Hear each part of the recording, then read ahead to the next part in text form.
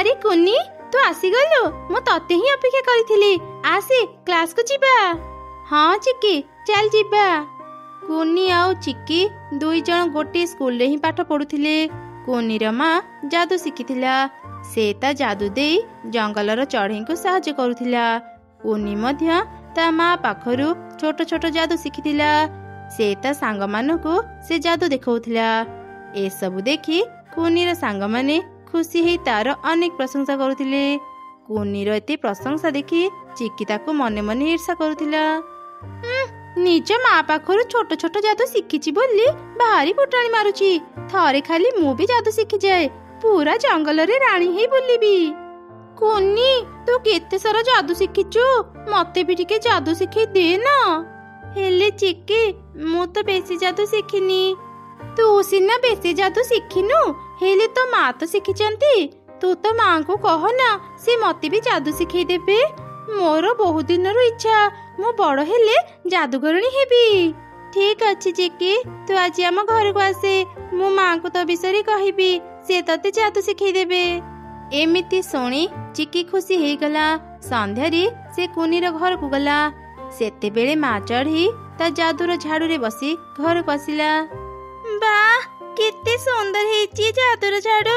ମୁଁ ବି ଯଦି ଝାଡୁରେ ବସି ପାରନ୍ତି କେତେ ମଜା ଲାଗନ୍ତା। ମା, ମୋ ସାଙ୍ଗକୁ ବି ଥରେ ଯାଦୁର ଝାଡୁରେ ବସି ଜଙ୍ଗଲରୁ ବୁଲେଇ ଆଣ ନା। ତାର ବହୁତ ଦିନର ଇଚ୍ଛା, ସେ ଯାଦୁର ଝାଡୁରେ ବସିବ। ଏମିତି ଶୁଣି ମା ଚଢ଼େଇ ବି ଚିକିକୁ ତା ଯାଦୁର ଝାଡୁରେ ବସେଇ ଜଙ୍ଗଲ ଭିତରୁ ବୁଲେଇ ଆଣିଲା। ପରଦିନ ଚିକି ପୁଣି କୁନିର ଘରକୁ ଗଲା। ସେତେବେଳେ କୁନିର ମା ଘରେ ନଥିଲା।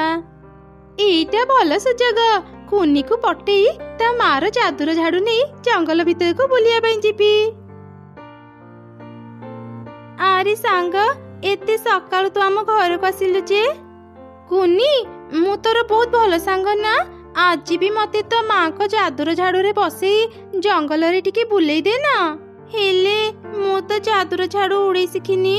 ମା ଆସନ୍ତୁ, ମୁଁ ତାଙ୍କୁ କହିବି, ସେ ତତେ ପୁଣି ଥରେ ବୁଲେଇ ଆଣିବେ। ବୁଝିଗଲି, ତୁ ମତେ ତୋର ଭଲ ସାଙ୍ଗ ଭାବୁନୁ, ସେଥିପାଇଁ ଏମିତି କହୁଛୁ। ହଉ ହେଲା, ମୁଁ ଆଉ ଦିନେ ବି ତୋ ଘରକୁ ଆସିବିନି। ଆରେ ସାଙ୍ଗ, ଏତେ ରାଗନି। ଆଚ୍ଛା ହଉ, ଆସେ ଯାଦୁର ଝାଡୁରେ ବସିବା। ମୁଁ ଦେଖେ ମୁଁ ତାକୁ ଉଡେଇ ପାରୁଛି କି ନାହିଁ। ତାପରେ କୁନି ଆଉ ଚିକି ଯାଦୁର ଝାଡୁରେ ବସି ଜଙ୍ଗଲ ଭିତରକୁ ବୁଲିବା ପାଇଁ ଗଲେ। ଏମିତି ବୁଲୁ ବୁଲୁ ସେମାନେ ଜଙ୍ଗଲ ବାହାରି ଥିବା ପାହାଡ ଉପରକୁ ଚାଲିଗଲେ। ସେଠି ସେମାନେ ଦୁଇଟି ଘର ଦେଖିଲେ। ଗୋଟେ ଥିଲା ସୁନା ଘର, ଆଉ ଗୋଟେ ଥିଲା ରୂପା ଘର। ଆରେ, ଆମେ କେମିତିକା ଜାଗାକୁ ଚାଲି ଆସିଲେ? ଏଠି ତ ଦୁଇଟି ଅଦ୍ଭୁତ ଘର ଅଛି। ଚାଲ ଚିକି, ଶୀଘ୍ର ଘରକୁ ଯିବା, ନହେଲେ ମା ମୋ ପାଇଁ ବ୍ୟସ୍ତ ହେବେ। ଆରେ ଟିକେ ରହ କୁନି, ଏତେ ଦୂରକୁ ଚାଲି ଆସିଛନ୍ତି, ଏ ଦୁଇ ଘର ଭିତରକୁ ନ ଯାଇ ଚାଲିଯିବା। ଚାଲ ନା, ଟିକେ ଦେଖି ଆସିବା ଏ ଦୁଇ ଘର ଭିତରେ କଣ ଅଛି। ଏମିତି ଜୋର କରି ଚିକି କୁନିକୁ ନେଇ ଦୁଇ ଘର ଭିତରକୁ ଗଲା। ସୁନା ଘରେ ଅନେକ ସୁନା ଟଙ୍କା ଗହଣା ଥିଲା, ଆଉ ରୂପା ଘରେ ଅନେକ ହୀରା ଥିଲା। ଏସବୁ ଦେଖି ତ ଚିକି ମନରେ ଲୋଭ ଆସିଲା। ଆରେ କୁନି, ଆଖପାଖରେ ତ କେହି ବି ନାହାନ୍ତି। ଚାଲେ ଆମେ କିଛି ସୁନା ହୀରା ନେଇ ଏଠୁ ଚାଲିଯିବା। ନା ଚିକି, ଲୋଭ କରିବା ଠିକ ନୁହଁ।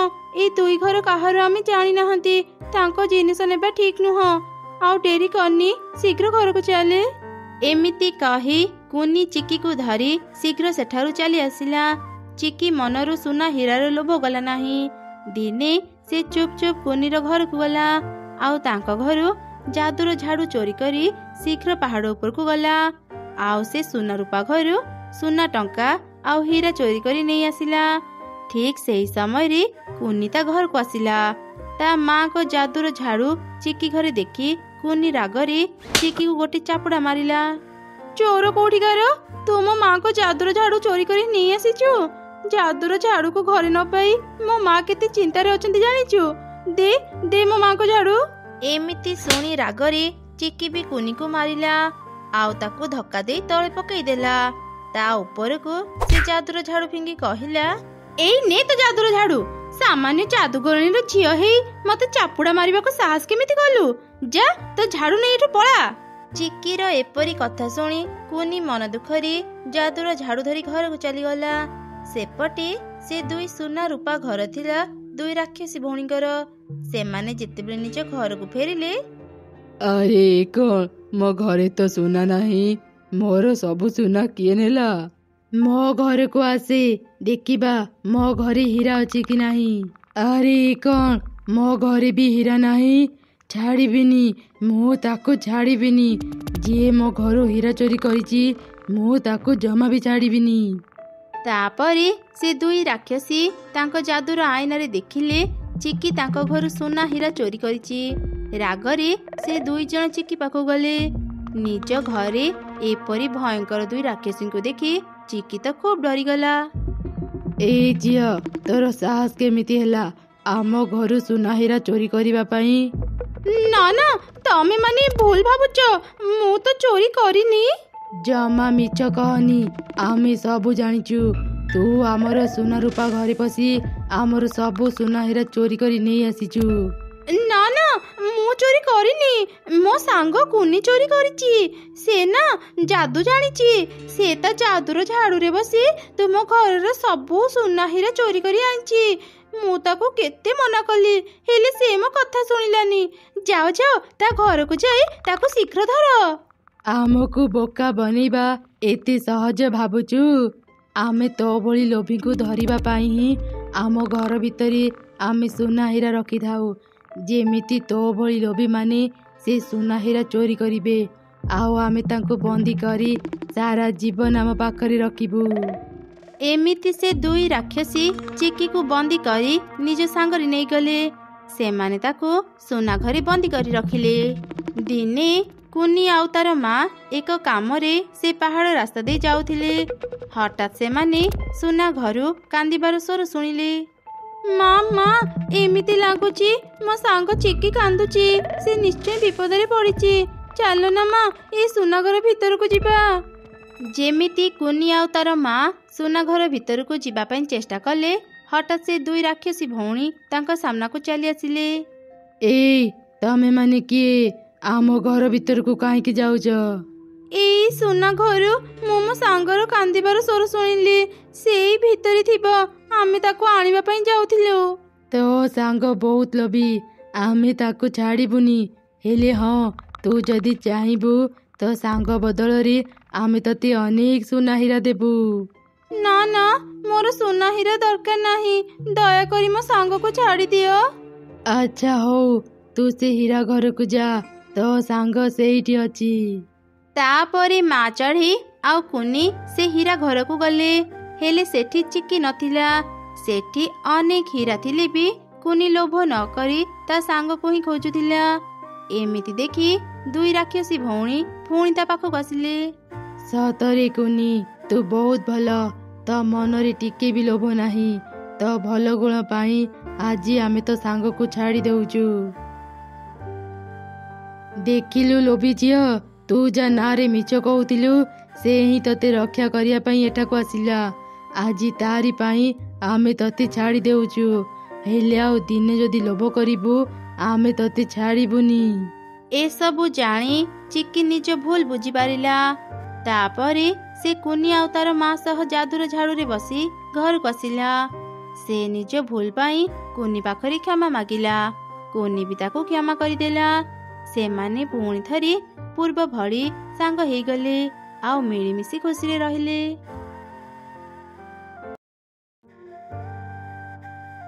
ରୋଜି, ତୁ ସ୍କୁଲ ଯାଉଛୁ?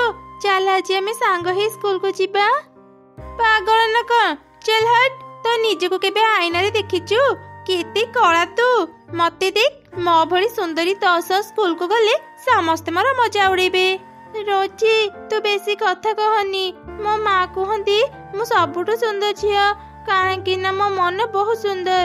କାହାର ବାହାରର ଚେହେରା ଦେଖି ତାକୁ ସୁନ୍ଦର କୁହାଯାଏନି। ଯାହାର ମନ ସୁନ୍ଦର ସେ ହିଁ ପ୍ରକୃତ ସୁନ୍ଦର।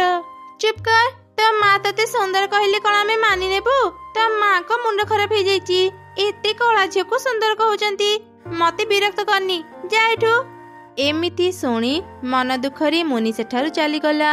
ସେ ସ୍କୁଲରେ ପହଞ୍ଚି ଦେଖିଲା ସବୁ ଛୁଆ ସାଙ୍ଗମାନଙ୍କୁ ଗୁଡ୍ ମର୍ଣ୍ଣିଂ ୱିଶ୍ କରୁଥିଲେ, ହେଲେ କେହି ବି ମୁନିକୁ ଗୁଡ୍ ମର୍ଣ୍ଣିଂ କହିଲେନି।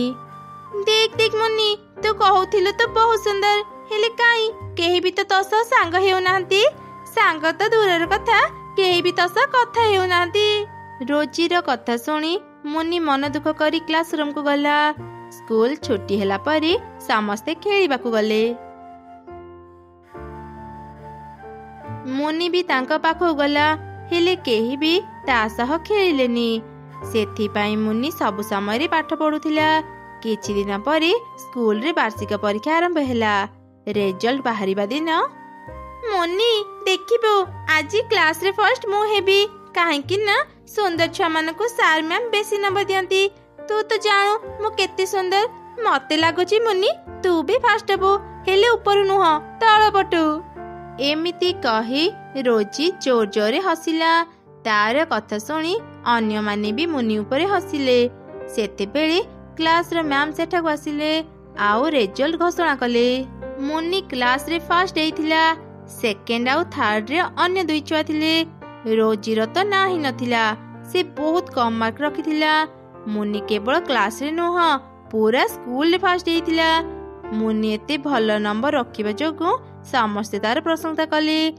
ଏସବୁ ରୋଜି ଜମା ବି ସହିପାରିଲାନି। ସେ ମୁନିର କେମିତି କ୍ଷତି କରିବା ଚିନ୍ତା କଲା। ଦିନେ ସେ ତାର ଘରକୁ ଗଲା। ମୁନି ତୁ ବହୁତ ଭଲ ପାଠ ପଢୁଛୁ। ମୁଁ ବି ତୋ ସହ ସାଙ୍ଗ ହେବାକୁ ଚାହୁଁଛି। ତୁ ଯଦି ମୋ ସହ ସାଙ୍ଗ ହେବୁ, ମୁଁ ଜାଣିବି ମୁଁ ତୋ ସହ ଯୋଉ ମଜା କରିଥିଲି ତୁ ମତେ କ୍ଷମା କରିଦେଇଛୁ। ଠିକ ଅଛି ରୋଜି, ତୁ ଯଦି ଏମିତି ଚାହୁଁଛୁ ମୁଁ ତୋ ସହ ସାଙ୍ଗ ହେବାକୁ ରାଜି। ତେବେ ଚାଲ ମୁନି, ଆମେ ଏବେ ଖେଳିବା ପାଇଁ ପାଖ ଜଙ୍ଗଲକୁ ଯିବା। ନା ନା, ମୁଁ ସେ ପାଖ ଜଙ୍ଗଲକୁ ଯିବିନି। ମୋ ମା ସେ ଜଙ୍ଗଲକୁ ଯିବା ପାଇଁ ମତେ ମନା କରିଛନ୍ତି। ମା କହୁଥିଲେ ସେ ଜଙ୍ଗଲରେ ଗୋଟେ ଭଙ୍ଗା କୂଅ ଅଛି। ଯିଏ ବି ସେ କୂଅ ପାଖକୁ ଯାଏ ସେ ଆଉ କେବେ ଫେରେନି। ଆରେ ତ ଡରନି, ମୁଁ ଅନେକ ଥର ମୋ ସାଙ୍ଗମାନଙ୍କ ସହ ସେ ଜଙ୍ଗଲକୁ ଯାଇଛି। ସେଠି କିଛି ବି ନାହିଁ। ତ ମା ସେ ଜଙ୍ଗଲ ବିଷୟରେ ଜାଣିନଥିବେ। ଚାଲ ନା ଆଜି ସେ ଜଙ୍ଗଲକୁ ଯାଇ ବୁଲି ଆସିବା। ଆଚ୍ଛା ଠିକ ଅଛି, ଯିବା ପୂର୍ବରୁ ମୁଁ ମୋ ମାକୁ ଏ କଥା କହି ଆସେ। ଆରେ ରହ ରହ, ତୋ ମାକୁ ଏ କଥା କହନି। ତୋ ମା ଏ କଥା ଜାଣିଲେ ତତେ ସେ ଜମା ବି ଛାଡିବେନି। ହଁ ତୁ ଠିକ କହିଲୁ, ମା ମତେ ସେଠାକୁ କେବେ ବି ଛାଡିବେନି। ଆଚ୍ଛା ହଉ ଚାଲ ସେ ଜଙ୍ଗଲକୁ ଯିବା, ହେଲେ ଶୀଘ୍ର ଫେରି ଆସିବା। ରୋଜି, ଏଇ ଜଙ୍ଗଲଟା ଭାରି ଭୟଙ୍କର ଲାଗୁଛି। ତମେ ମାନେ ଏଠି କେମିତି ଖେଳ? ଆରେ ମୁନି, ଏଠି କିଛି ବି ନାହିଁ। କିଛି ସମୟ ଖେଳିଲା ପରେ ତତେ ଜମା ବି ଡର ଲାଗିବନି। ଚାଲେ ତଳକୁ ଯିବା। ମୁନି ଚାଲ ଆଜି ଆମେ ଏକ ନୂଆ ଖେଳ ଖେଳିବା। ମୁଁ ତ ଆଖିରେ ପଟି ବାନ୍ଧି ଦେଉଛି, ତୁ ମତେ ଧରିବାକୁ ଚେଷ୍ଟା କର। ମତେ ଧରିଲେ ତୁ ଜିତିଯିବୁ। ଆସ ଆସ ମୁନି, ମୁଁ ଏଇଠି ଅଛି। ଧର ଧର ମତେ। ହଁ ହଁ, ମୁଁ ତତେ ଧରିକି ହିଁ ରହିବି। ମୁନି ରୋଜି ଉପରେ ବିଶ୍ୱାସ କରି ଖେଳୁଥିଲା, ହେଲେ ରୋଜିର ତ ଆଉ କିଛି ପ୍ଲାନ୍ ଥିଲା। ମୁନି ଆଉ ଟିକେ ଆଗକୁ ଆସେ, ମୁଁ ଏଇଠି ଅଛି। ଆସ ଆସ ମୋ ପାଖକୁ ଆସେ। ସେଠି ଏକ ଭଙ୍ଗା କୂଅ ଥିଲା। ମୁନି ଯେମିତି କୂଅ ପାଖକୁ ଗଲା, ରୋଜି ତାକୁ ଧକ୍କା ଦେଇ କୂଅ ଭିତରେ ପକେଇଦେଲା।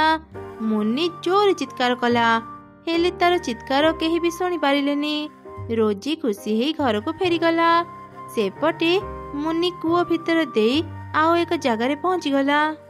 ଆରେ ଇଏ ମୁଁ କୋଉ ଜାଗାକୁ ଚାଲି ଆସିଲି? ମତେ ଭାରି ଡର ଲାଗୁଛି। ମୁଁ ଘରକୁ ଯିବି। ଆରେ ମୁନି, ତୁ ଘରକୁ ଯିବା ପାଇଁ ଚାହୁଁଛୁ କି? ମୁଁ ତତେ ସାହାଯ୍ୟ କରିପାରିବି। କିଏ କଥା କହୁଛ? ତୁମେ ମୋ ନାଁ କେମିତି ଜାଣିଲ? ମୁନି, ମୁଁ ଫୁଲ ଘର ତୋ ସହ କଥା ହେଉଛି। ମତେ ଭୟ କରନି, ମୁଁ ତୋର କିଛି କ୍ଷତି କରିବିନି। ମୁଁ ତୋ ବିଷୟରେ ସବୁ ଜାଣିଛି। ତୁ ମୋ ଘର ଭିତରକୁ ଆସେ, ମୁଁ ତତେ ତ ଘରେ ପହଞ୍ଚେଇ ଦେବି। ଆରେ ମୁନି, ତୁ ମୋ ଘର ଭିତରକୁ ଆସେ। ମୁଁ ହେଉଛି ଯାଦୁର ଲିପଷ୍ଟିକ ଘର। ମୁଁ ଜାଣେ ତୁ କଳା ବୋଲି ତୋ ସହ କେହି ବି ସାଙ୍ଗ ହେଉନାହାନ୍ତି। ତୁ ମୋ ଘର ଭିତରକୁ ଆସିଲେ ମୁଁ ତତେ ବହୁତ ସୁନ୍ଦର କରିଦେବି, ଆଉ ଅନେକ ସୁନା ଟଙ୍କା ବି ଦେବି। ହେଲେ ମୋର ଗୋଟେ ସର୍ତ୍ତ ଅଛି। ତୁ ଗୋଟେ ବର୍ଷ ମୋ ଘର ଭିତରେ ରହି ମୋ ଘରକୁ ସଫା କରିବୁ। ତାପରେ ଯାଇ ମୁଁ ତତେ ସୁନ୍ଦର କରି ଆଉ ଅନେକ ସୁନା ଟଙ୍କା ଦେଇ ତତେ ତ ଘରେ ପହଞ୍ଚେଇ ଦେବି। ମୁନି, ତୁ ମୋ ଘର ଭିତରକୁ ଆସେ। ମୁଁ ତତେ ସୁନ୍ଦର ସିନା କରିପାରିବିନି, ହେଲେ ତତେ ଶୀଘ୍ର ତ ଘରେ ପହଞ୍ଚେଇ ଦେବି। ଏବେ ତୁ କହ, ତୁ କୋଉ ଘରକୁ ଯିବୁ? ମୁଁ ଶୀଘ୍ର ଘରକୁ ନ ଫେରିଲେ ମୋ ମା ଅନେକ ଚିନ୍ତା କରିବେ। ମୋର ଟଙ୍କା ସୁନା ଦରକାର ନାହିଁ। ମୁଁ ମୋ ଘରକୁ ଯିବାକୁ ଚାହୁଁଛି। ତେବେ ଠିକ ଅଛି ମୁନି, ତୁ ମୋ ଘର ଭିତରକୁ ଆସେ। ମୁନି ଯେମିତି ଗୋଲାପ ଘରେ ପଶିଲା, ହଠାତ୍ ସେ ଅନେକ ସୁନ୍ଦର ହେଇଗଲା। ତା ପାଖରେ ସୁନା ଟଙ୍କା ଭର୍ତ୍ତି ଏକ କଳସୀ ବି ଥିଲା। ଏଇ କଣ? ମୁଁ ଏତେ ସୁନ୍ଦର କେମିତି ହେଲି? ଆଉ ଏ ସୁନା ଟଙ୍କାର କଳସୀ ଏଠାକୁ କେମିତି ଆସିଲା? ମୁନି, ଏସବୁ ତ ଭଲ ଗୁଣର ପୁରସ୍କାର। ମୁଁ ତ ବିଷୟରେ ସବୁ ଜାଣିଛି। ସମସ୍ତେ ତୋର ମଜା ଉଡାନ୍ତି, ହେଲେ ଆଜି ପରଠୁ ଆଉ କେହି ବି ତୋର ମଜା ଉଡେଇବେନି। ତୁ ଏବେ ଆଖି ବନ୍ଦ କର, ମୁଁ ତତେ ତା ଘରେ ପହଞ୍ଚେଇ ଦେବି। ତାପରେ ଗୋଲାପ ଘର ମୁନିକୁ ତା ଘରେ ପହଞ୍ଚେଇ ଦେଲା। ମୁନିର ମା ତା ଝିଅକୁ ଘରେ ନ ପାଇ ଅନେକ ଚିନ୍ତାରେ ଥିଲା। ମୁନି ତାର ମାକୁ ସବୁ ଘଟଣା କହିଲା। ପରଦିନ ସକାଳେ ଯେତେବେଳେ ମୁନି ସ୍କୁଲକୁ ଗଲା, ସବୁ ଛୁଆ ତାକୁ ଦେଖି ଆଶ୍ଚର୍ଯ୍ୟ ହେଇଗଲେ। ଆରେ ମୁନି, ତୁ ବଞ୍ଚିଛୁ? ଆଉ ତୁ ଏତେ ସୁନ୍ଦର କେମିତି ହେଲୁ? ରୋଜି, ମୁଁ ତତେ କହିଥିଲି ନା, ଯାହାର ମନ ସୁନ୍ଦର ସେ ହିଁ ପ୍ରକୃତ ସୁନ୍ଦର। ମୋ ମନ ସୁନ୍ଦର ବୋଲି ମୁଁ ବାହାରୁ ବି ଅନେକ ସୁନ୍ଦର ହେଇଗଲି। ତ ମତେ କୂଅରେ ପକେଇଲେ ବି ମୋର କିଛି କ୍ଷତି ହେଲା ନାହିଁ। ମତେ କ୍ଷମା କରିଦେ ମୁନି, ମୁଁ ଜାଣି ଶୁଣି ତତେ କୂଅରେ ପକେଇନି। ନା, ମୁଁ ତତେ କେବେ ବି କ୍ଷମା କରିବିନି। ମୁଁ ତୋ ଉପରେ ବିଶ୍ୱାସ କରି ତୋ ସାଙ୍ଗରେ ଯାଇଥିଲି, ହେଲେ ତୁ ମୋ ସହ ବିଶ୍ୱାସଘାତକ କରିଛୁ। ମୁଁ ଆଉ ଦିନେ ବି ତୋ ସହ ସାଙ୍ଗ ହେବିନି। ସବୁ ସତ କଥା ଜାଣିଲା ପରେ ଆଉ କେହି ବି ରୋଜି ସହ ସାଙ୍ଗ ହେଲେନି। ସମସ୍ତେ ମୁନି ସହ ସାଙ୍ଗ ହେଉଥିଲେ। ଏସବୁ ଦେଖି ରୋଜି ଆହୁରି ରାଗିଗଲା। ନିଶ୍ଚୟ ସେ କୂଅ ଭିତରେ କିଛି ଅଛି, ସେଥିପାଇଁ ଏ ମୁନି ନ ମରି ଏତେ ସୁନ୍ଦର ପାଲଟିଗଲା। ମୁଁ ସେ କୂଅ ଭିତରକୁ ଯିବି, ଆଉ ଅନେକ ସୁନ୍ଦର ହେଇ ଫେରିବି। ତାପରେ ରୋଜି ଆଉ ଡେରି ନ କରି ଶୀଘ୍ର ସେ କୂଅ ଭିତରକୁ ଗଲା। ସେ ବି ସେଇ ଜାଗାରେ ପହଞ୍ଚିଗଲା ଯୋଉଠି ଲିପଷ୍ଟିକ୍ ଘର ଆଉ ଗୋଲାପ ଘର ଥିଲା। ସେମାନେ ରୋଜିକୁ ସେଠି ଦେଖି ତାକୁ ବି ସେଇ ଏକା ପ୍ରଶ୍ନ ପଚାରିଲେ। ମୁଁ ଏଠି 1 ବର୍ଷ ରହିଗଲେ ବି ମୋର କିଛି ଅସୁବିଧା ହେବନି। 1 ବର୍ଷ ପରେ ମୁଁ ଅନେକ ସୁନ୍ଦର ହେଇଯିବି, ଆଉ ମୋ ପାଖରେ ଅନେକ ସୁନା ଟଙ୍କା ବି ଥିବ। ସେତେବେଳେ ଦେଖିବି ଅନ୍ୟମାନେ କେମିତି ମୋ ସହ ସାଙ୍ଗ ହେବେନି। ଏମିତି ଚିନ୍ତା କରି ରୋଜି ସେ ଲିପଷ୍ଟିକ୍ ଘର ଭିତରକୁ ଗଲା। ହେଲେ ସେ ଘର ଭିତରଟି ପୁରା ଅନ୍ଧାର ଥିଲା। ଏତେ ଅନ୍ଧାର ଘର ଦେଖି ରୋଜି ଖୁବ୍ ଡରିଗଲା। ଏ କଣ? ଏ ଘର ଏତେ ଅନ୍ଧାର କଣ ପାଇଁ? ମୁଁ ବାହାରକୁ ଯିବି। ନା, ଏ ଘରୁ ତୁ ଆଉ କେବେ ବି ବାହାରି ପାରିବୁନି। ସାରା ଜୀବନ ଏ ଘରେ ତୁ ବନ୍ଦୀ ହେଇ ରହିବୁ। ଆମେ ତ ବିଷୟରେ ସବୁ ଜାଣିଛୁ। ତୁ ମୁନିକୁ ମାରିବା ପାଇଁ ତାକୁ ଏ କୂଅ ଭିତରେ ପକେଇଥିଲୁ। ଏବେ ତୁ ସେ ଭୁଲର ଶାସ୍ତି ପାଇବୁ। ଏମିତି ରୋଜି ତା ଭୁଲର ଶାସ୍ତି ପାଇଲା। ସେପଟେ ମୁନି ତା ଭଲ ଗୁଣ ପାଇଁ ଖୁସିରେ ରହିଲା।